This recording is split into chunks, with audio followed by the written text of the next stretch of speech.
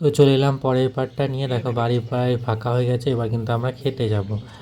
তো আগের পার্টে সবটাই রেখে দিচ্ছি, শুধু খাওয়া দাওয়ার পার্টটা আর গিফট খোলার প্যাকটা আজকে দেখাবো।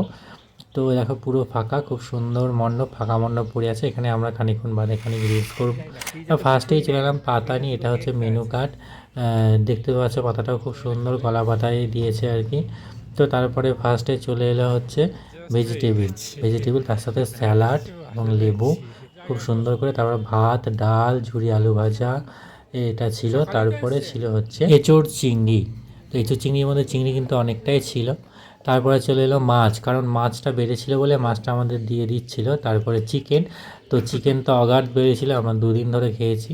তারপরে সন্দেশ, রসগোল্লা, আইসক্রিম সবই ছিল পরপর পরপর।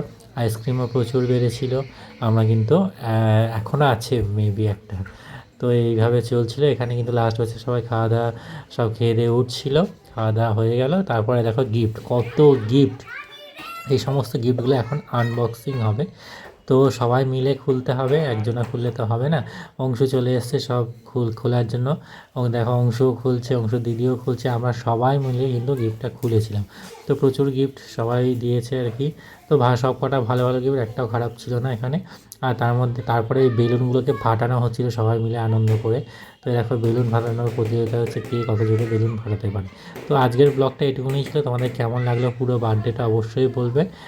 আর সমস্ত অ্যারেঞ্জমেন্টটা কেমন হয়েছিল, পুরোপুরি একা হাতে করা অ্যারেঞ্জমেন্টটা।